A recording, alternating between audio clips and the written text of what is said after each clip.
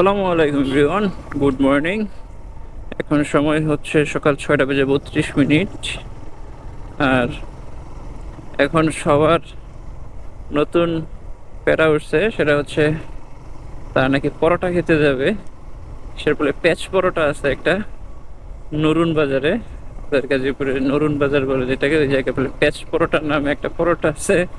ওই পরোটা খেতে যাবে, তো এই জন্য আজকে সকাল সকাল বের হওয়া। এখন 6টা 6:30 বাজে। তো যাচ্ছি, মোটামুটি অনেকেই বলছে যাইবো, বাট সকাল সকাল আমরা 4জনই ঘুমেতে উঠতে পারছি। এই 4জনই বের হয়ে গেছি। সবাই তো বলে যাইবো, কিন্তু পরে কে কতজন যাইবো এটার কোনো নিশ্চয়তা থাকে না। এখন আমরা 4জন যাওয়ার জন্য রেডি হয়েছি। সকাল সকাল রাইড করতে অন্যরকম একটা মজা পাওয়া যায়, ফ্রেশ এয়ার, আর হচ্ছে একবারে খালি রাস্তা, খুব ভালো লাগতেছে। আর রাত্রে বৃষ্টি হওয়ার কারণে সবুজ ভাবটা যেমন একটু বেশি বেড়ে গেছে। হয়তো বা ক্যামেরাতে কতটুকু দেখতে পারতেছেন জানি না, কিন্তু খালি চোখে খুব ভালো লাগতেছে। সকালবেলা তো সচরাচর উঠা নামাজ পড়ে আবার ঘুমিয়ে থাকি। মানে সকালবেলা বের হওয়া হয় কম, কোনো দিকে ট্যুরে না গেলে আর বের হওয়া হয় না। আর এই রবি ট্যুরে আমরা মিস করি, ফুল সবুজ।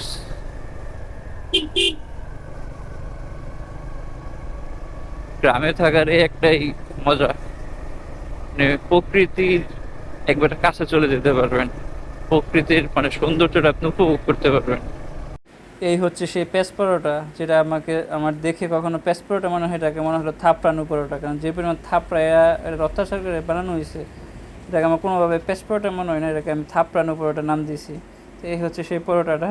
পরোটার সাথে আমরা ডিম ভাজি আর সবজি নিছি, দেখি এটা খেয়ে কীরকম লাগে। আমরা সবাই পেঁচ পরোটা খাইয়া এখন বের হয়ে গেছি। আর এই হচ্ছে সেই হোটেল। তো খাবারের বিষয়টা পরেই বলতেছি, রাস্তায় যে কিরকম লাগলো। সকালবেলা সবাইরে ফোন দেওয়া হয়েছে, গ্রুপের ভিতরে মাত্র 4টা বাইক আমরা আসছি, আর বাকি সব ঘুমিয়ে আছে। তো আমরা এখন একটু চরসিন্দুর ব্রিজের দিকে যাব, ঘুরে দেন পরে আবার সরাসরি সবেচে বাসায় চলে যাব। তো খাওয়া দাওয়া করে বের হইলাম, দেখলেনই তো। আর হচ্ছে যতটা মনে হয়েছিল যে ভালো লাগবে, ততটাও ভালো লাগে নাই। জাস্ট সকালবেলা রাইডটা এনজয় করার জন্য বের হয়েছি, আর চিন্তা করলাম যে একটু যাই। এটা একটা ভিডিওতে দেখলাম যে পেঁচ পরোটা বলে হয়, তো এটা একটু খাওয়ার জন্য আর কি, রাজুদার পেঁচ পরোটা বলে নাকি এরকম কিছু। তো এই জন্য আর কি খাইলাম, খাই এখন একটু দিকে চরসিন্দুর দিকে যাবো, একটু রাইড করে আবার রিটার্ন ব্যাক করে চলে যাব। তো খাবারটা ওইরকম বেশি ভালো লাগে নাই, মানে রুটিটা ওই রকম আহামরি ভালো লাগে নাই, বা সবজি টবজি ওইরকম আহামরি ভালো লাগে নাই, অ্যাজ ইউজুয়াল রুটির মতোই। আর এটা একটু আমার কাছে শক্ত মনে হয়েছে, ওইরকম সফট না। ফুড ব্লগারও না বা কোনো ব্লগারও না, জাস্ট যেটা রেগুলার খাবারের এক্সপিরিয়েন্স বলি ওইটা থেকেই বললাম।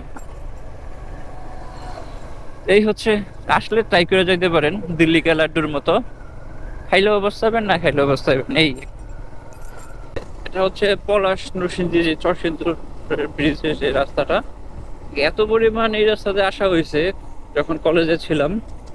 কলেজ থেকে বাসায় আইসে এই রাস্তায় আসা হতো, আর নতুন নতুন তখন রাস্তা হয়েছিল এই রাস্তাটা, আর ব্রিজও হয়েছিল নতুন।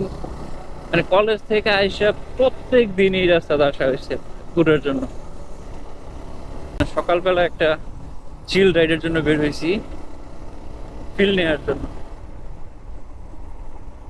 এই রাস্তাটা অনেকটাই নষ্ট হয়ে গেছে, গর্ত, শুধু গর্ত।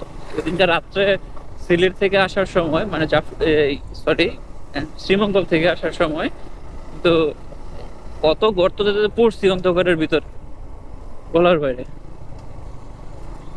দিনের বেলা তারপর তো মোটামুটি দেখা যায়, আর রাত্রের বেলা তো, আর ভিউটা একবার দেখেন সকাল সকাল, মানে অস্থির একটা ভিউ, সবুজ, বৃষ্টি, পানি সব মিলে একাকার।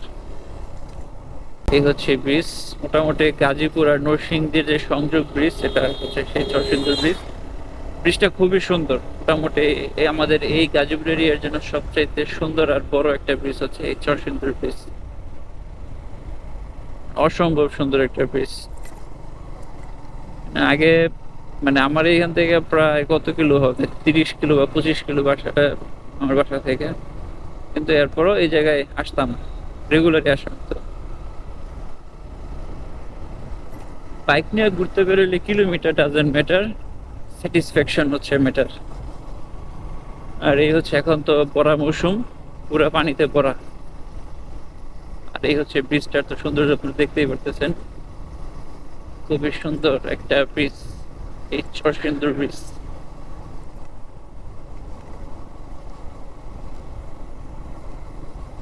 ফিলই আলাদা। সবাই মনে হয় এই জায়গায় একটু ব্রেক করবে।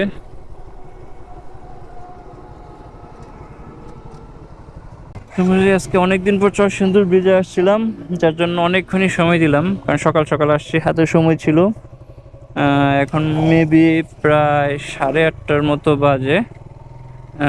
যার জন্য আমরা রওনা দিয়ে দিচ্ছি, এখন 8:35 বাজে। মোটামুটি অনেকক্ষণ এই জায়গায় দাঁড়াইছিলাম, অনেক দিন পর আসছি, অনেক দিন পর আইসা এই জায়গায় অনেকক্ষণ বসেছিলাম, একটু আড্ডা টাড্ডা দিলাম। তো এখন যাচ্ছি বাসার দিকে, যে শপ ওপেন করতে হবে। 8:30 বেজে গেছে, 9টার দিকে, 9:05 বেজেছি যাইতে।